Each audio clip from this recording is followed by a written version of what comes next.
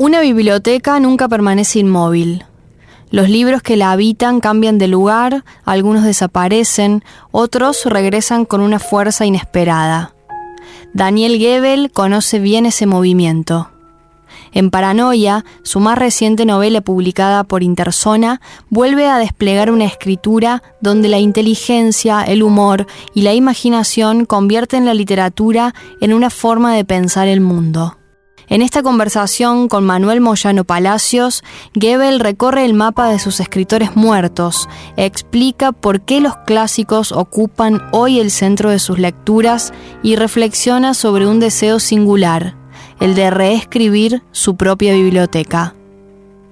Una entrevista que se interna en la memoria de las lecturas y en el modo en que los libros, con el paso del tiempo, también transforman a quienes los leen.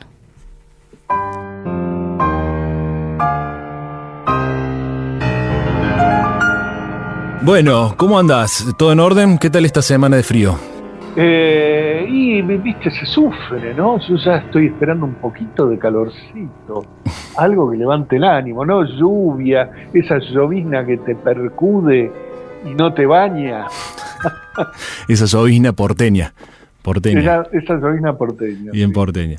Bueno, para presentarte un poco, escritor, periodista, nacido en 1956 en la ciudad autónoma de Buenos Aires. Contame un poco, yo estaba haciendo un poco de esto, de buscar la información, digamos. Desde Arnulfo o los infortunios de un príncipe, la primera novela que publicaste en 1987, hasta Paranoia, editada por Interzona, que es de la que vamos a hablar hoy. Sí. Tenemos más o menos 35, 36 libros publicados, según conté. Hay varias cosas que han salido en varios lugares. Hay muchas traducciones, hay, premios literarios en toda tu, trayectoria y demás. Pero me preguntaba, digamos, lo que vemos es que casi que publicaste un libro por año, o al menos contamos más o menos la misma cantidad de libros. ¿Cuál sigue siendo el motor de la escritura después de todas estas, llamémosle, externalidades, publicaciones, traducciones, premios? ¿Cuál sigue siendo hoy el motor de la escritura?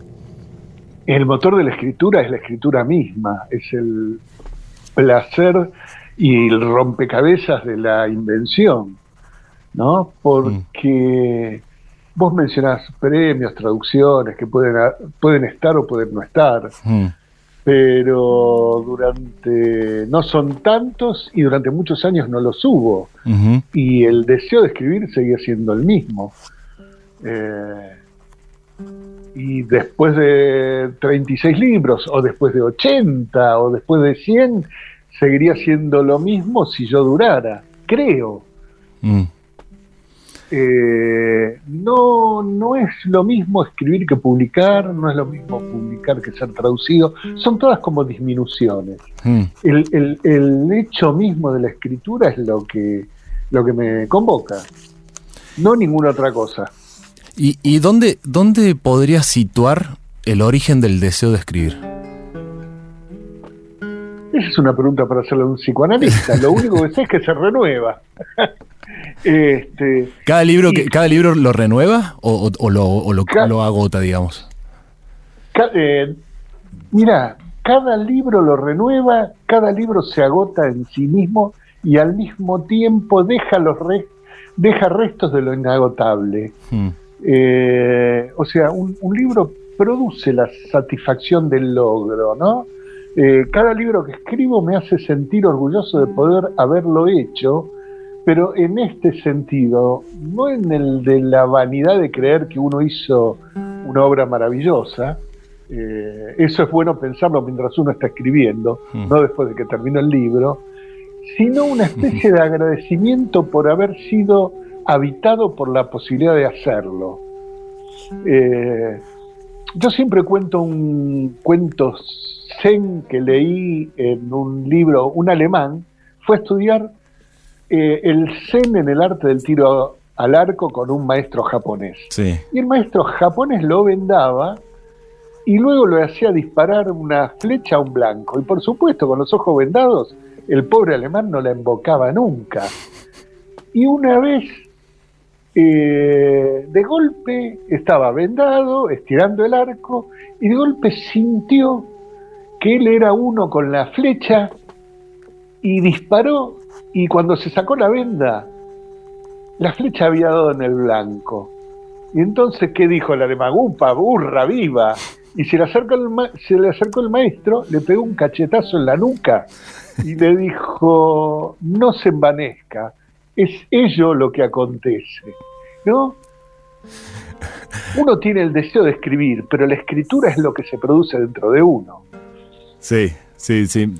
Me hiciste acordar... Mejor o peor. Me hiciste acordar una escena de Monty Python, que es como este caso de Guillermo Tell, y lo enfocan al tipo que va a tirar la flecha contra la manzana en la cabeza del chico, ¿no? Y la cámara toma y se ve que da justo en la manzana y todos la aplauden. Y después hay una toma más grande, digamos, y se ve que el chico está lleno de flechas por todos lados. O sea que hasta que le dio la manzana... claro. Pero bueno, pero hay algo de ahí.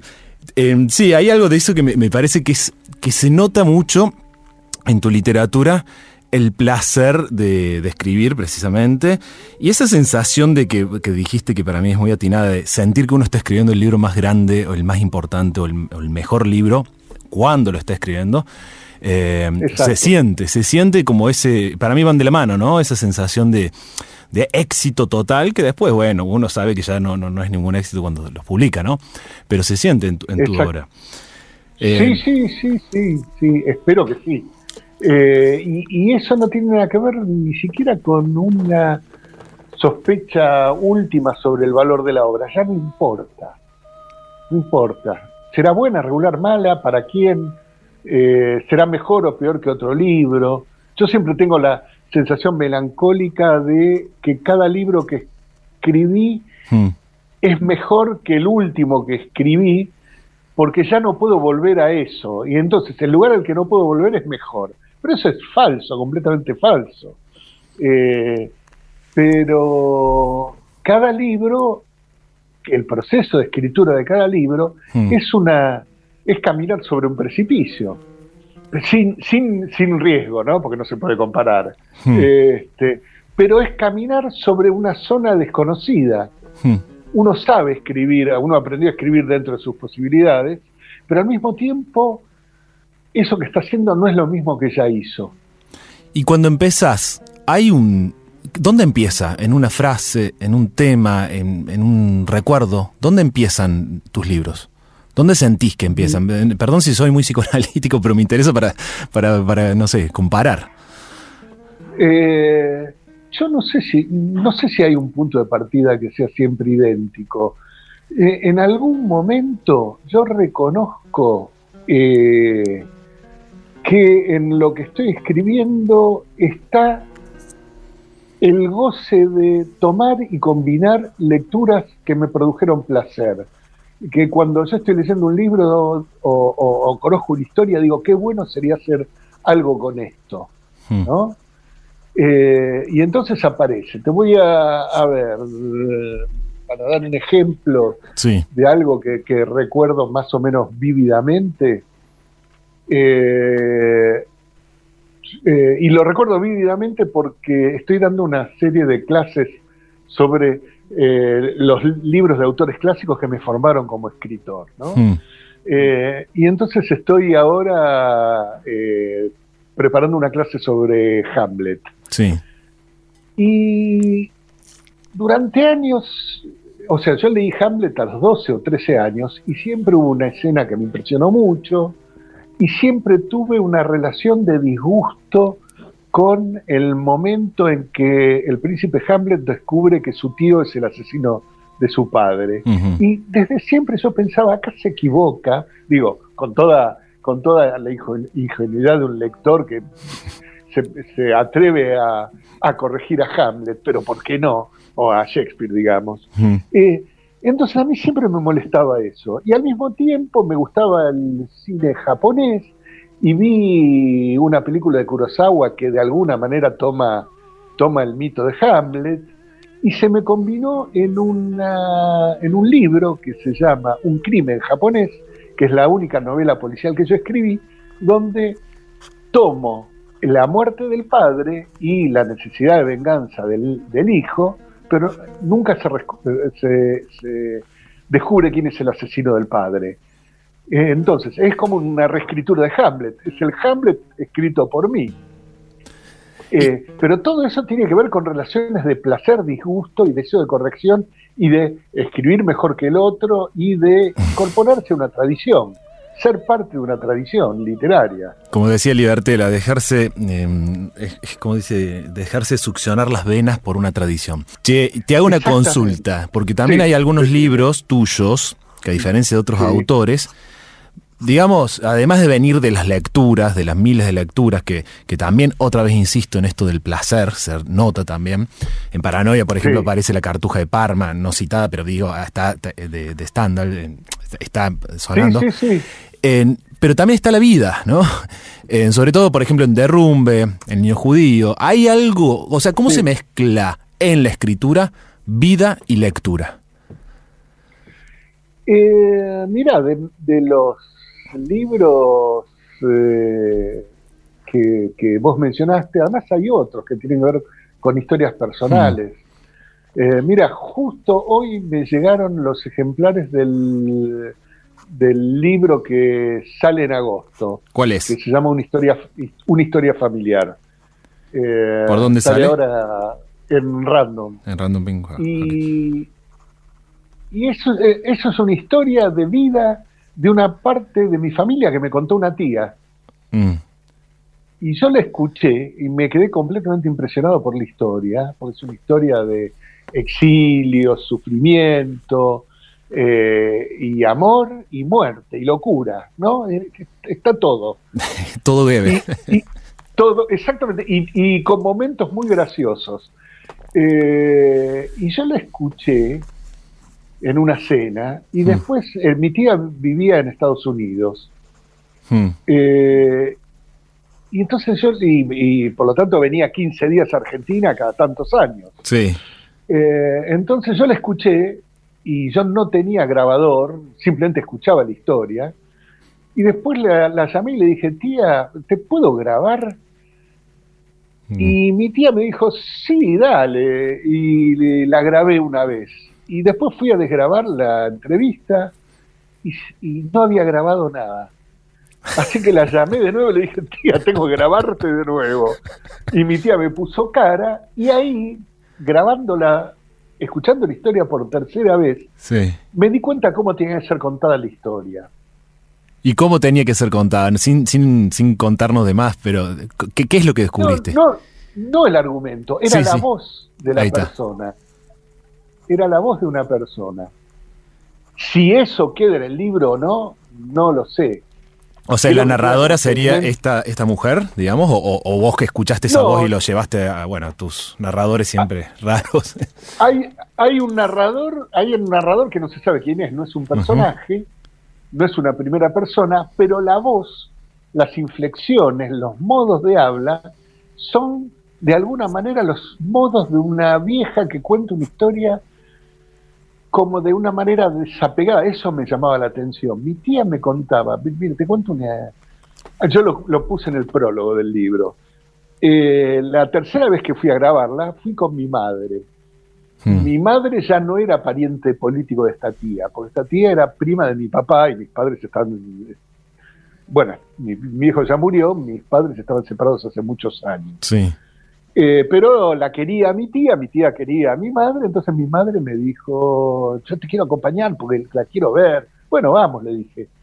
Pero la historia es tremenda y vos no tenés que hacer el menor gesto.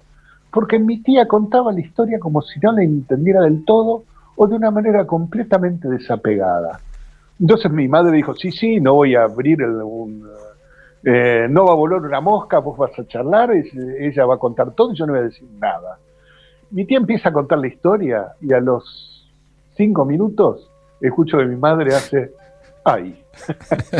A los 10 minutos suspira y a los 15 minutos ya está llorando. Nunca hay que confiar en las madres, nunca. No hay que confiar en las madres nunca. Y mi tía contó toda la historia como si ella no tuviera nada que ver. Claro. Y esta tía mía era una de las protagonistas importantes de la historia. Sí. Y al mismo tiempo, como era una historia que contó sin la menor emoción, pero una historia que la perturbaba tanto que me pidió que no publicara el libro hasta que no murieran ella y el marido.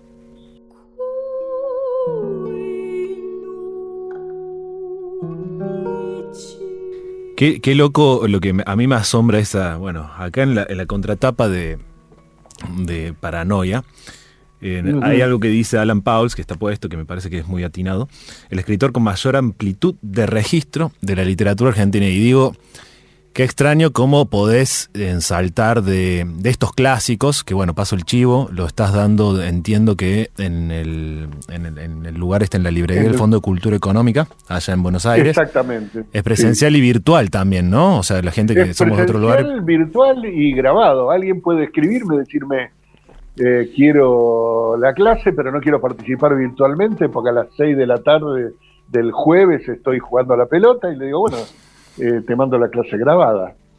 Perfecto, bueno, entonces ya está pasado ese chivo, pero yo quiero volver al tema que me interesa. ¿Cómo se te mezcla? Y para mí hay algo que es muy, no sé, como que pones en igualdad de condiciones a Cervantes, a Shakespeare y la voz de tu tía.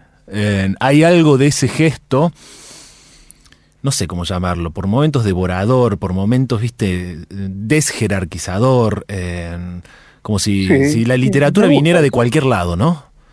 Es que la literatura viene de cualquier lado.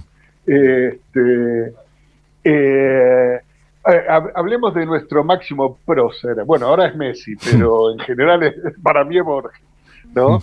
En Borges vos ves que él toma, por supuesto él trabaja con la tradición, pero también toma historias de cualquier lado. Sí. Incluso de autores que desprecia, como Quiroga, y después las reescribe. Yo leí La Biblioteca de Babel en una versión que escribió mucho antes un escritor italiano de cuyo nombre no puedo acordarme, y Borges la convierte en un texto genial. El otro día estaba leyendo un texto de Borges también, sobre un libro de Henry James que se llama La Fuente Sagrada. Y Borges, charlando con Bioy, le decía, pero este Henry James es un idiota, cree que hay un personaje que produce un efecto poderoso en personajes que son menos inteligentes que él. Dice, pero todos los personajes de Henry James son iguales, no hay ninguna diferencia. ¿Y qué hace Borges? Con esa idea escribe El acercamiento al Motazi, que es una especie de cuento-ensayo donde distintos sujetos son influidos por uno que es más espiritualmente más poderoso, ¿no? Bueno, eso que uno hace es también tomar y tomar de donde venga. Ahora, con los textos personales, vos mencionaste Derrumbe, bueno, en Derrumbe yo me separé, y en el momento mismo en que mi hija y la madre de mi hija se fueron de mi casa, porque la madre había alquilado un departamento, no quería vivir acá, yo le ofrecí dejarle la casa, pero no quiso, digamos, esta es historia personal, no importa. En el mismo momento en que esa separación ocurrió, yo dije, ¿y ahora qué hago? ¿Qué hago? Estaba completamente desolado y me senté a escribir. Y hay una historia mucho más terrible aún, que es la de Roberto J. Pairó. Muere un hijo de él, no sé en qué circunstancias, entonces la familia va al cementerio, lo entierran, vuelven a entrar a la casa, no sé, parece que tenía una familia grande Pairó, no lo puedo certificar, pero en el relato tal como lo recuerdo es así. Entonces se escucha que él dice, bueno, basta, esto se terminó, y sube corriendo a las escaleras. Entonces van detrás de él los familiares pensando que se va a pegar un tiro. Y se pone a escribir. Y abren la puerta y está escribiendo. Entonces, en la escena más terrible, ¿no? ¿Qué hay? ¿Qué hay? Mira, a mí me pasó algo parecido cuando nació mi hija, hace 2 años y medio. El trabajo de parto duró como, no sé, 1 día y medio, 2 días. Fue muy largo. Yo estuve escribiendo o sea, estuve escribiendo en todo el tiempo, anotando, marcando la hora. Era lo único que me sostuvo, porque era el tarado, ¿viste? Y encima que no pongo el cuerpo, nada, inservible, y poniendo nervioso toda la situación. Entonces lo único que podía hacer era escribir. ¿Qué hay ahí en la escritura para una separación? Pumba, a escribir. Un hijo muerto. Más allá de la idea más, más convencional de la salvación. ¿Qué encontrás ahí?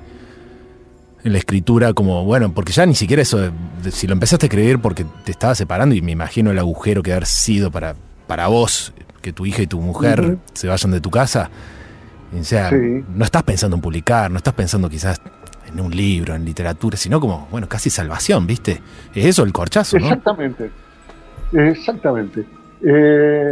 Pero al mismo tiempo, en circunstancias menos dramáticas, la idea de publicación te permite sostenerte en la escritura. Es como la idea del marinero de llegar a puerto después de una tormenta. Hay momentos en que también la escritura se convierte en ¿cuándo corno voy a terminar esto? Eso puede ocurrir en las novelas más o menos extensas. ¿Te pasó algo así, hablando de eso, en el absoluto? Voy a nombrar El Absoluto de Daniel Goebel. Es uno de sus grandes libros, para mí un proyecto de novela total, de las grandes novelas totales de Argentina, como Los Sorias de Alberto Laiseca, publicada en 2016. Me imagino que te habrá llevado unos buenos años de escritura ese libro. 7 años. 7 años. ¿Y qué pasaba ahí? ¿Lo querías patear a la mierda? ¿Querías? Vos en la dedicatoria se lo dedicabas, creo que a Ana Goebel, que es tu hija, entiendo que también es poeta. Sí. Que imaginé mientras las alzaba en brazos. O sea, tiene que ver también con eso, con tu familia, tu hija. 7 años. Sí. Bueno, son varias cosas. Primero, no escribí el libro de un tirón, claramente. Sí. Escribí otros libros en el camino, como desprendimientos. Por ejemplo, Derrumbe es un desprendimiento del absoluto. Ajá. Porque yo empecé a escribir el absoluto cuando mi hija tenía 1 año. Sí. Y me separé cuando mi hija estaba por cumplir 4. Ajá. Y entonces yo estaba escribiendo el absoluto, me separé y se dispara Derrumbe. Y de ahí se desprendió también una novela de 3 libros más. Un libro de cuentos que se llama Los Padres de Sherezade. Sí. Una novela breve que se llama Ella. Sí. Y el caso Voynich. El caso Voynich.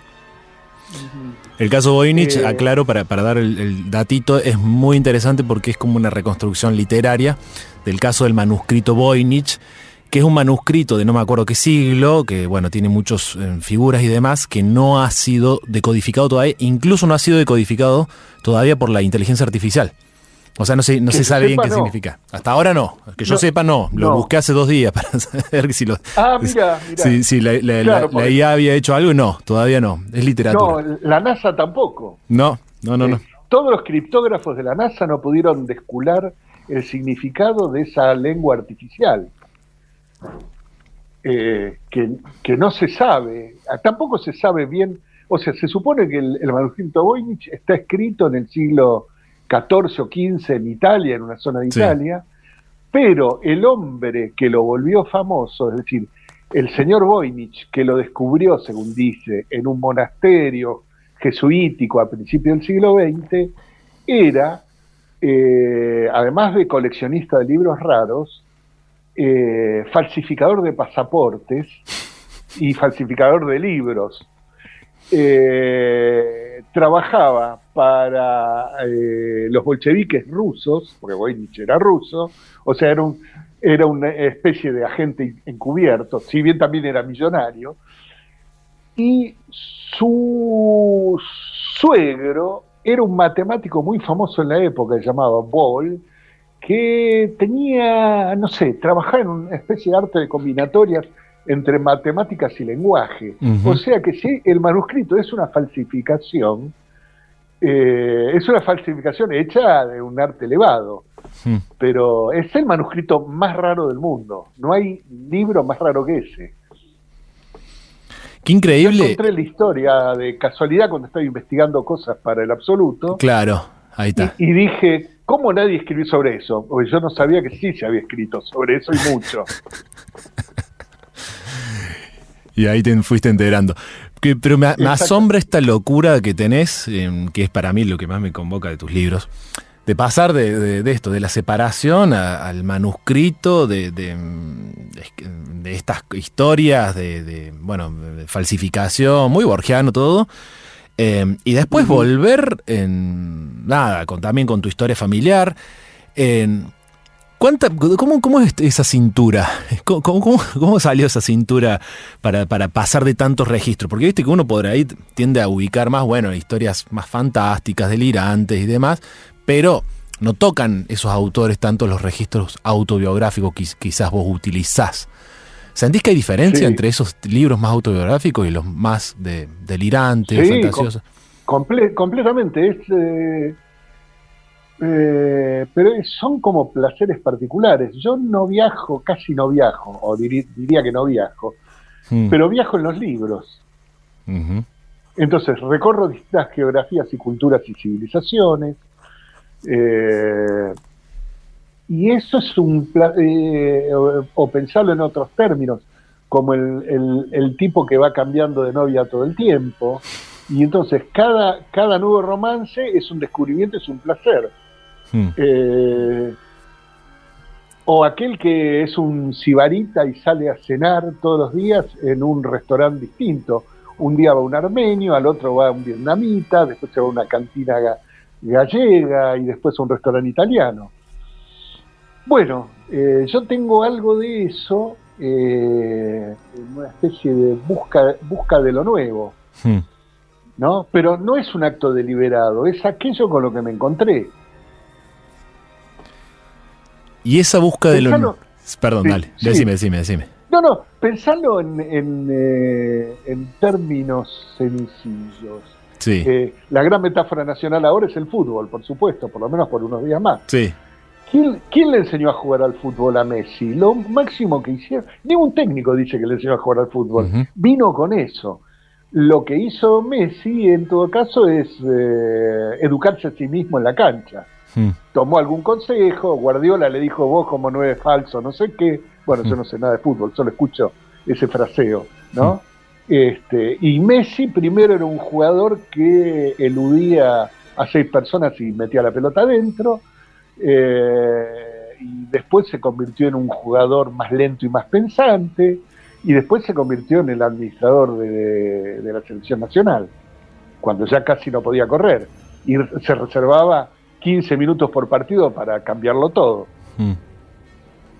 En ese sentido, es cierto que uno aprende algo de su propio funcionamiento, no se sorprende de su sorpresa, pero cultiva la sorpresa para escribir libros frescos y nuevos. Como si tu pasión fuera la curiosidad permanente. También, claro. Esa búsqueda de lo nuevo. ¿Y eso te acerca, en algún sentido, a las tradiciones más de las vanguardias literarias? ¿Cómo te llevas con eso? No. Mirá, yo hoy justo me escribía con un amigo, y él escribe, no sé, hace un comentario respecto de un tercer amigo, ¿no? Y me dice, yo le digo, mira, a mí el surrealismo y el dadaísmo no me significaron nada. Nada absolutamente, no tengo nada que ver con eso. Y él me dice, sin el surrealismo y el dadaísmo estarías escribiendo novelas realistas sobre el cultivo de arroz en Tucumán, no sé, ponele, ¿no? Sí. No sé si se cultiva arroz en Tucumán. Sí.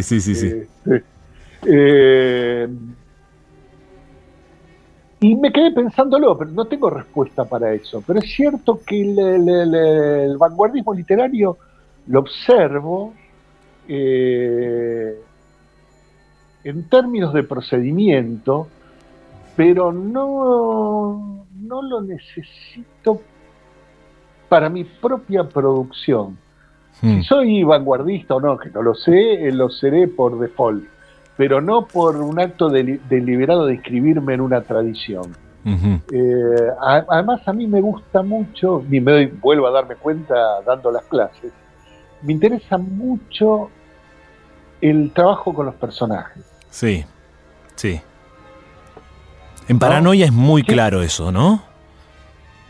No lo sé, eso, decímelo vos. Y en todo caso yo te diré sí o no. La presento un poquito. Paranoia es una novela, para mí es una novela dividida en 3 relatos que en una primera, o sea, en una lectura más rápida, podrían ser autónomos entre sí, pero están vinculados precisamente por la relación entre los personajes.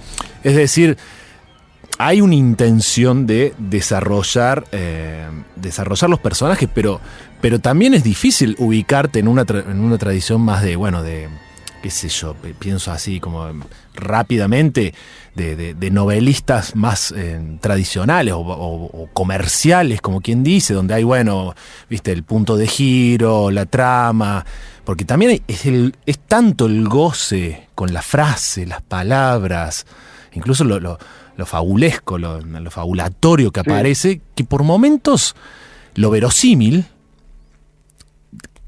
yo sé que es una gran preocupación para vos, pero por momentos hay una poética que excede eso de lo verosímil, que es, para decirlo mal y pronto, rápido, el dios del novelista más tradicional, digamos, ¿no? O sea, cuidar lo verosímil a toda costa. Sí, pero lo verosímil es en el fondo. O sea, vos instalás un mundo y el lector tiene que reconocer algo, no puede ser un desconocimiento absoluto, aunque uno puede escribir un libro sobre el desconocimiento absoluto de una civilización, ¿no? Ponele. Pero para que vos leas un libro tenés que mínimamente entender de lo que te habla, ¿no? Es decir, no podés leer un libro en saorí si vos no lees saorí. Pero si vos sabés algo de aquello de lo que te está hablando, vas entrando en ese mundo. Entonces, ese mundo te construye un verosímil propio, no subordinado y supeditado a lo que pasa en el mundo externo. Vos estás en La Rioja, ¿no? No, en Córdoba. En Córdoba. Somos cordobeses, culiados. Cordobés, sí. Claro, pero no nos conocimos en Córdoba, yo fui varias veces en los últimos años. No, yo estuve viviendo muchos años allá en Buenos Aires, que nos cruzamos en el camino. Bueno, pero cuando yo fui vos volvías. Sí, pero escúchame, sí, yo te entiendo lo que decís. O sea, claro, el verosímil es esa construcción de ese mundo propio del libro, digamos, ¿no? No es como referida a algo más, el referente externo de la realidad. Pero aún así, adentro de ese verosímil, por lo menos en las páginas que a mí más me gustan, aparece como estos personajes que son, no sé, una mina que podría ser, no sé, que trabaja en una oficina, pero que podría ser una gran filósofa por las paranoias y las elucubraciones que va haciendo. Después un izquierdista de los años 70 que termina en China, que también se contacta con todo este mundo chino, infinitamente chino. Sí. Hay algo de que después quiero hablar de eso, tu relación con China. Que también por momentos esos personajes son exquisitos, ya no por la verosimilitud que tienen adentro del propio relato, sino por la forma con la cual están pintados, claro. Sí, delineados. Exacto. Sí. Por ejemplo, ahí vos decís Paranoia. En Paranoia tomé muchos datos de lo real, ¿no? La China maoísta y posmaoísta, el chino, el izquierdista maoísta que de golpe de alguna manera se menemiza y quiere instruir a los chinos en la corrupción en beneficio propio. Hay puntos de partida que son extravagantes o paradójicos o realistas. Una persona que tiene problemas de crianza de su hijo, de golpe la novela se va enrareciendo y ese hijo no se sabe si es un genio, un monstruo o un idiota. Y sí, pero hay algo que tengo que decirte, hay cosas que se descubren cuando uno va escribiendo. Sí. O sea, sí es cierto, la novela está dividida en 3 partes. La primera es María, la segunda es Fabricio y la tercera es Marcelo.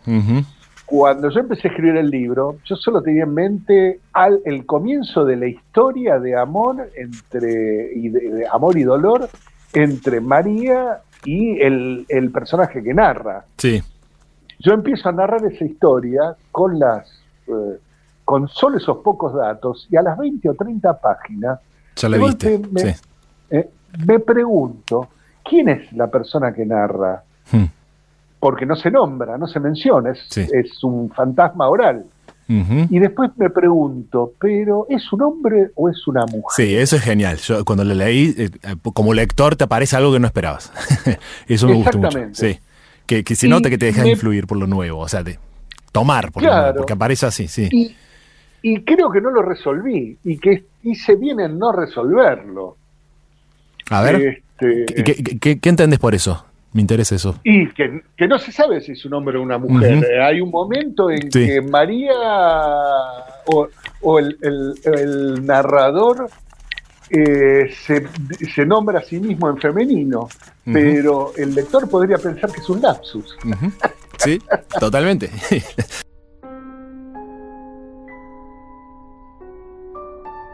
Y es todo esto, ¿acaso no es como te dijo tu amigo, una influencia de los quilombos que hicieron las vanguardias? Más allá de que cuál escriba uno o no, pero digo, en una construcción más psicologista, ¿viste? Como el narrador omnisciente o el autor omnisciente que sabe todo de lo que va a pasar, que hace bocetos, planifica la historia, sabe hasta qué le gusta al personaje que está escribiendo, ¿no? Yo veo ahí como una marca, como está en el mismo Borges. Por más de que Borges se haya sacado encima todo lo que tuvo de vanguardismo, del ultraísmo que trajo de España, lo que fuere, ¿no? Sí.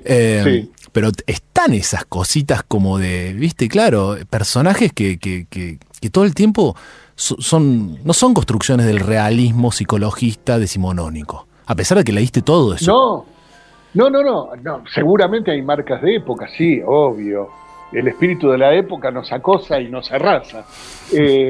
Pero no tengo la pulsión enrarecida de Beckett. Me gustan las novelas, ¿no? Sí. Todos vanguardistas de Argentina son bartesianos, ¿no? Pero Roland Barthes decía, yo quiero escribir una novela, pero una novela de verdad, como las de antes.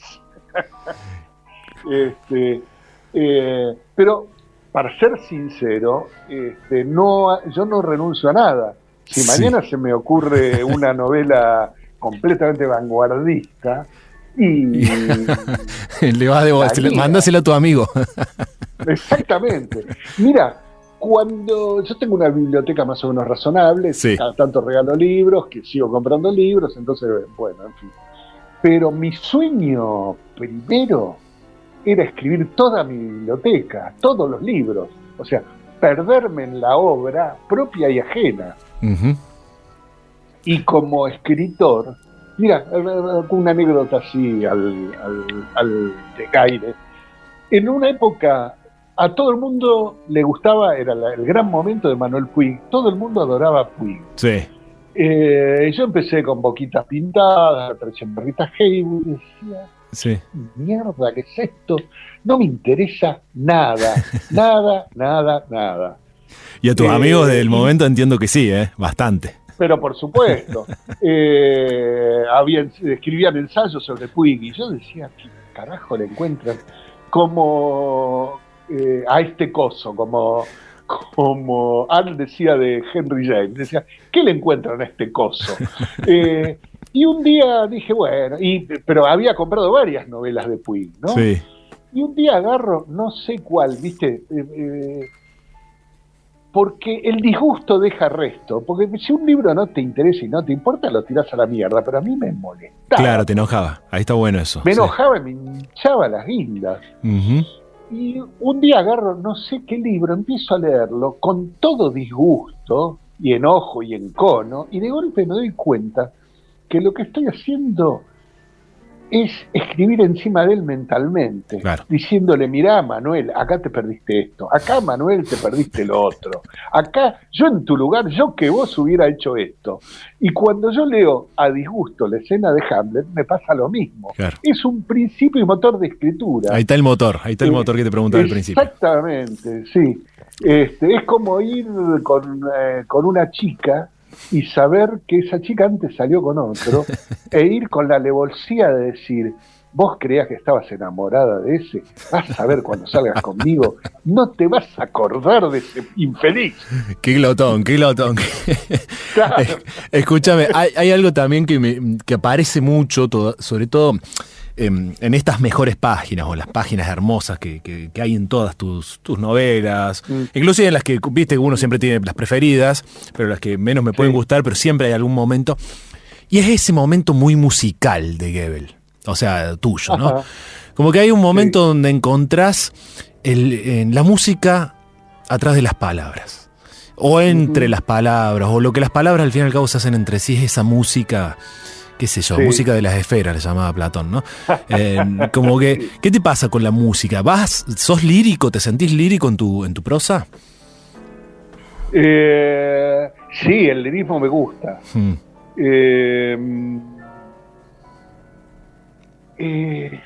Sí, me estoy acordando de algo que me dijo una chica que venía a casa cada tanto y capaz que tocaba el timbre y yo estaba escribiendo, entonces le decía, esperame un cachito, y también me lo dijo mi ex mujer y también me lo dijo mi hija.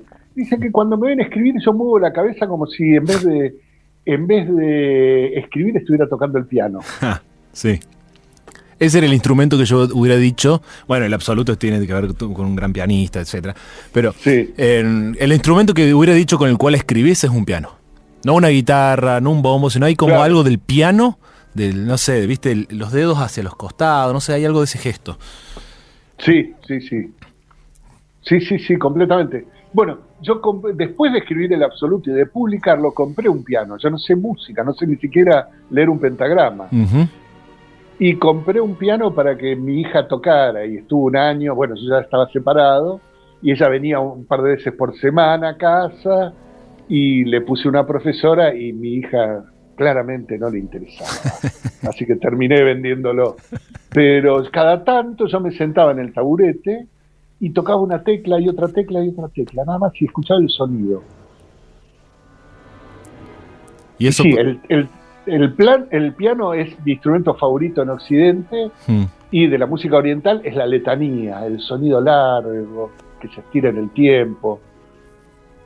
¿Y es musical tu fascinación por Oriente? Porque viste que está todo Oriente en tu literatura, está China, está Japón, está Rusia, todo Asia, ¿no? ¿Es musical esa fascinación? No está Corea, no está Vietnam. Todavía, te quedan algunos años. Todavía, sí, exactamente. Y es cierto, está Rusia también. Pero es la fascinación por lo distante y lo lejano. Sí. ¿No? Y Egipto, por ejemplo. Yo pienso, ¿qué hago si alguna vez me sale un viaje a Egipto? Que me traduzcan en Egipto, cosa que no me va a ocurrir nunca. Digo, voy... ¿Para qué? ¿Para qué quiero ver yo las pirámides? ¿Qué me importa la pirámide?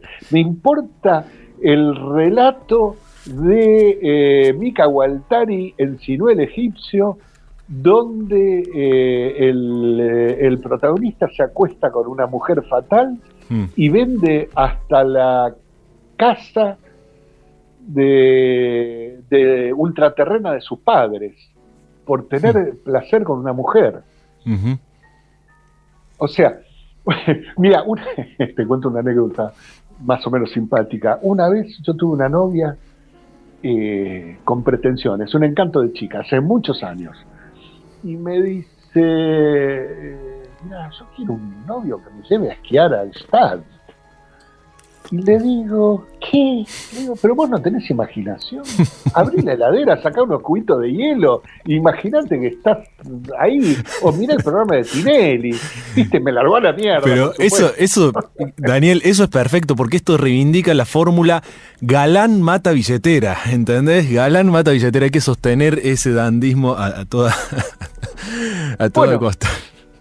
Se casó con una billetera y después se separó. Viste, las billeteras duran poco.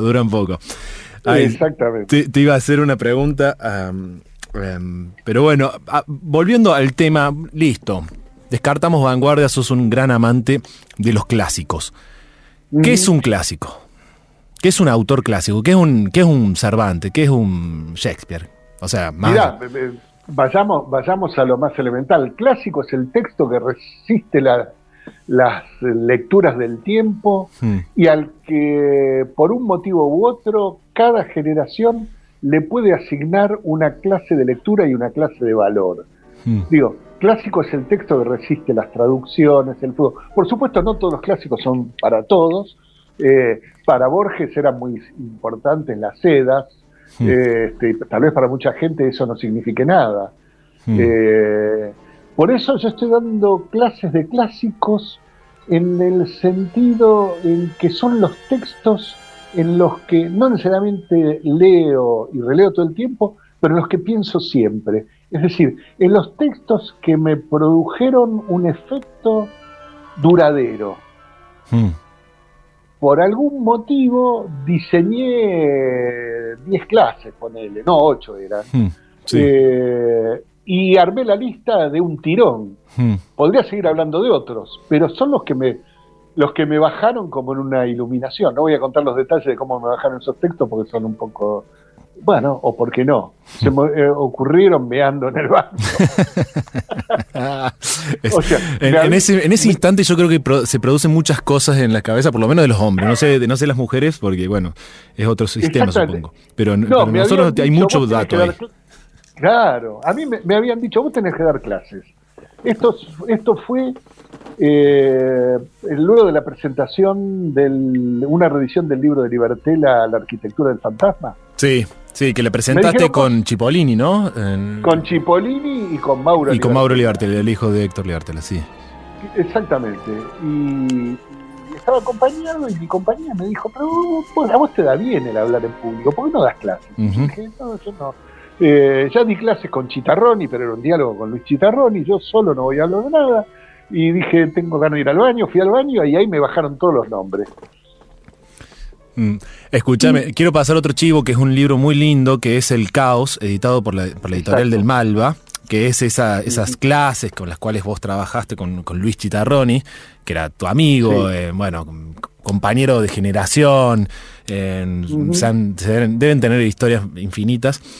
Y aprovecho para preguntarte la última, porque acá del otro lado del vidrio me están por tirar con el matafuego, nos extendimos mucho, sobre tus maestros literarios, ¿no? Sobre tus maestros de literatura. Uno de tus libros quizás más lindos para mí es Mis escritores muertos, donde haces como una escritura a tu modo sobre Jorge el Dipi Di Paola, ¿no? Y Héctor Libertela, precisamente.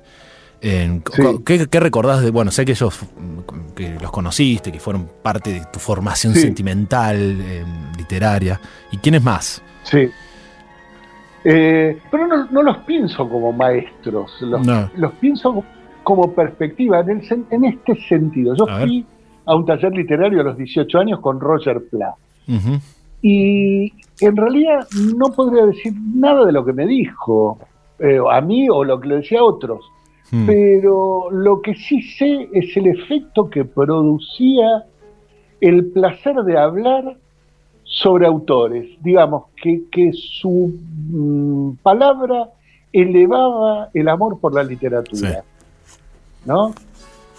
Y eso es lo más importante. En Dipi yo encontré eso, en Héctor Libertela encontré eso, en Briante, en Fogui, eran la gente con la que yo me encontraba en el Bar La Paz. Yo era más jovencito, todos ellos tenían 15 años más que yo. Estamos hablando 70-80, fines 70-80, por esa época, ¿no? Exactamente, Sí. fines de los 70-80, sí señor. Uh-huh. Pero...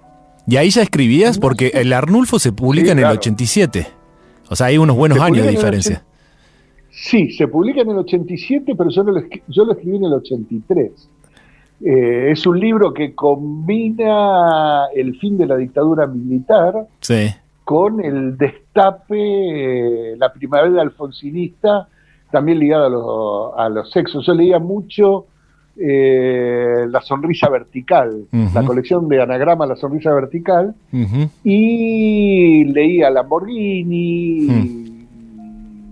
Bueno, era un periodo de efervescencia literaria poderoso, Sí. ¿no? O sea, hay una sensualidad en ese libro. Yo me acuerdo que lo leí hace unos buenos años. No, lo leí desde una Sí. biblioteca en España, entonces no lo tenía. Ediciones de la Flor lo editó. Mira. Pero la Ediciones de la sensualidad, hay una escena con unos cangrejos. Y una escena medio sexual con unos cangrejos que siempre me la acuerdo que nada. Bueno, y hay mucho de... Perdón, chau, te tiro la última. La risa, porque yo me divierto mucho, además de, bueno, de gozar. Pero, ¿dónde sale el humor en la literatura? Porque, ¿cómo aparece eso en tu caso? Mira, yo empecé como escritor imaginándome que iba a escribir libros graves, serios y dramáticos. Como una especie de Ernesto Sábato o Dostoyevsky de la literatura. Porque la seriedad es un valor supersticioso en la literatura argentina. Sí. ¿Viste? Escritores que escriben libros sin el menor humor son considerados más valiosos que otros. Vos lees algunos textos de Borges y te reís bajito, y lees otros textos de Borges y te reís en voz alta. Sí, sí. Y la verdad es que esa es mi... O sea, puedo ser dramático en algún momento, pero no, lo risible no deja de aparecerme. Uh-huh. En Derrumbe también. Me acuerdo que yo escribí Derrumbe. Te reís de vos mismo, básicamente. O sea, eso para mí claro, es... Sí, sí. Claro. Es más, lo leyó un amigo, el primero que lo leyó me llamó riéndose él mismo y me dice, pero vos escribiste este libro porque tu señora te largó, entonces vos querés levantar minas, querés dar lástima, hijo de puta. Y yo decía que no. Pero ¿de dónde sale? Tal vez de una frase. Cuando yo era chico, iba a un colegio donde se estudiaba Yiddish. Sí. Y uno de los autores de los que se hablaba era Sholem Aleichem. Sí. Y Sholem Aleichem era un autor humorístico y su frase era risa es vida. Uh-huh. Así que el humor apuesta a la vida. Sí, sí. Y toda la marca cervantina que está en toda tu literatura, para mí es risa. Cervantes. Por lo menos el Quijote es un libro para reírse, ¿viste? Es como... Es un libro para reírse y también es un libro donde los personajes le donan el brazo al autor y hacen que el autor los quiera, y eso se nota tanto, ¿no? Risa y amor. Me parece que eso es el... Risa y amor. Qué buena forma de terminar esta conversación, Daniel. Uh-huh. Creo que sí. Creo que es una buena forma. Risa y amor. Esperamos a Ventosa y con ansiedad. En la próxima publicación, acá lo anoté, Una historia familiar. Gran título, por su sencillez. Aparecería, según entiendo, en agosto por Penguin Random House. ¿Ok? Exactamente. A partir del 1 de agosto, señora, en las mejores librerías. En las mejores librerías. Grande, Daniel. Bueno, te mando un abrazo muy grande y fue un gusto muy grande charlar con vos. Bueno, gracias. La verdad que fue un placer. Me sentí muy cómodo y agradecido por tu inteligencia y tu comprensión. Dale. Gracias, Daniel. Te mando un abrazo grande. Un abrazo, querido. Gracias.